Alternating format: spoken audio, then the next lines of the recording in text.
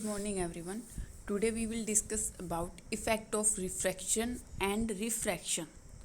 Effect of refraction and refraction matrix मतलब refraction का effect क्या होगा और रिफ्रैक्शन मैट्रिक्स क्या होगी।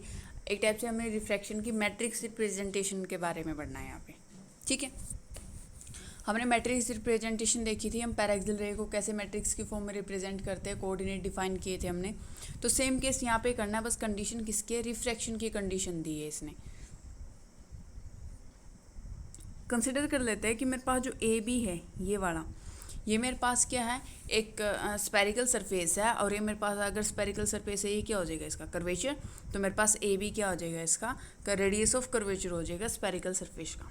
ठीक है, अब मेरे पास क्या रिफ्रैक्शन कब होगा, एक मीडियम से लाइट किस में, दूसरे मीडियम में जाएगी और लाइट क्या होगी, थोड़ी बैंड होगी। तो मेरे पास यहाँ पे इस साइड मान लेते हैं मेरे पास रिफ्रैक्टिव इंडेक्स μ1 है और दूसरी साइड हमने मान लिया कितना है, μ2। अब आपके पास incident ray I P Q जब रिफ्रैक्टिंग सरफेस के ऊपर फॉल होगी तो मेरे पास क्या होगी, दूसरे मीडियम में जाएगी तो मेरे पास क्या होगी, रिफ्रैक्ट और थोड़ी रे क्या होगी, बैंड होगी। तो मेरे पास ये क्या होगी, ये कौन सा फिनोमेना आ गया आपका, रिफ्रैक्शन का फिनोमेना। ठीक है, μ1 मीडियम से किस पे गई है आपकी, μ2 मीडियम में गई है। अगर हम यहाँ पे हमने क्या कर लिया, अब नॉर्मल इंसिडेंस ड्रॉ कर दिया यहाँ से, दिस वन, ये मेरे पास क्या हो गया, नॉर्मल इंसिडेंस। तो मेरे पास एट साइड एंगल बन रहा है α1, दूसरी साइड मेरे पास क्या होगा, एंगल कितना आ गया, α2। सेम केस इसमें करेंगे थीटा, और यहाँ पे ये क्या हो, ये थीटा और ये थीटा क्या होगा, इक्वल। और ये पूरा क्या आपके पास एंगल ऑफ इंसिडेंस, और ये मेरे पास क्या हो जाएगा, एंगल ऑफ रिफ्रैक्शन हो जाएगा कंप्लीट। आई मेरे पास ये बोले एंगल ऑफ इंसिडेंस है और आर मेरे पास क्या है, एंगल ऑफ रिफ्रैक्शन है।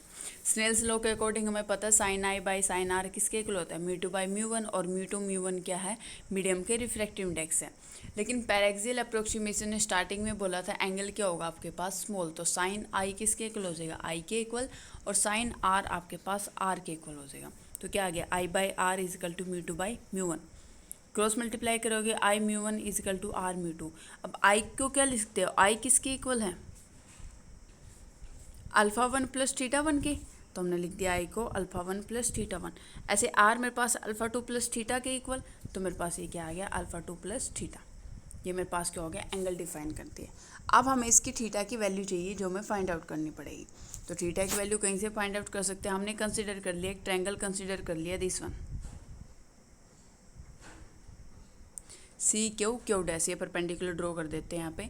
तो मेरे पास यहाँ से क्या होगा, ये भी एंगल कितना है, इसने थीटा गिवन है।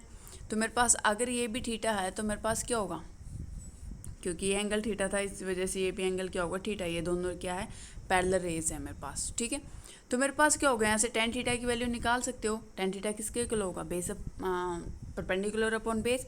परपेंडिकुलर कौन होगा यहाँ पे, हाइट। y2 पुट करो या y1 पुट करो, क्योंकि y1 और y2 तो क्या है आपके इक्वल हैं। तो मेरे पास क्या आ गया, y1, और मेरे पास ये क्या आ जाएगा, r। तो मेरे पास क्या आ गया, जो इसका बेस है वो किसके इक्वल आ गया, r के। तो हमने वैल्यू पुट कर दी। अब वो इस अप्रोक्सीमेशन लेके चलोगे, टेन थीटा किसके इक्वल होगा, थीटा के। तो थीटा की वैल्यू क्या आएगी, y1 बाई r आ जाएगी आपके पास वैल्यू। अब यहाँ पे आई की और आर की दोनों की वैल्यू पुट कर दी। आई और आर के दोनों की वैल्यू पुट करने के बाद अल्फ़ा वाले μ2 α2 अलग कर लेते हैं, जो बाकी है उसको अलग कर देते हैं। तो इसने क्या कर दिया, इनको सेपरेट कर दिया। सिर्फ मेरे पास क्या हो गया, सेपरेशन हो गया कि y1 वाले को अलग कर लिया और अल्फ़ा वालों को क्या कर दिया, अलग। ये कंसिडर कर रहा है कि मेरे पास μ1 α1 किसके इक्वल है, λ1 के, और μ2 α2 λ2। मतलब एक सिंप्लीफिकेशन के लिए जहाँ पे μ1 α1 है वहाँ पे λ1 पुट करोगे, μ2 α2 है वहाँ पे λ2 पुट करोगे। और जो मेरे पास ये कॉन्स्टेंट है इसको मान लिया इसने p। अब करें सब्स्टिट्यूट, मेरे पास ये क्या है, λ2 के इक्वल आ गया λ2, λ1 इसको हमने मान लिया p, ये क्या आ गया y1। ठीक है, p भी मतलब एक सिंप्लीफिकेशन फॉर्म के लिए, ताकि पूरी वैल्यू ना लिखनी पड़े बार बार।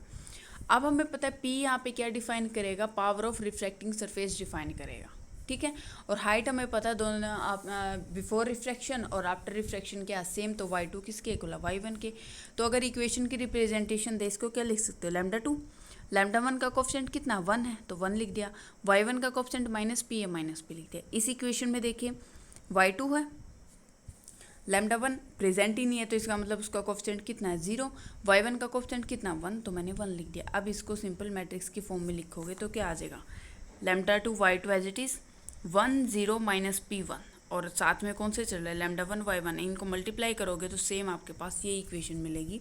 तो मेरे पास आर किसके, ये मेरे पास क्या होगा, रिफ्रैक्शन मैट्रिक्स एक टाइप से 1 - p 0 1, और इसका डेटर्मिनेंट फाइंड आउट करोगे वो किसके इक्वल आएगा 1। तो मेरे पास ये क्या थी, रिप्रेजेंटेशन थी किसकी, रिफ्रैक्शन मैट्रिक्स की।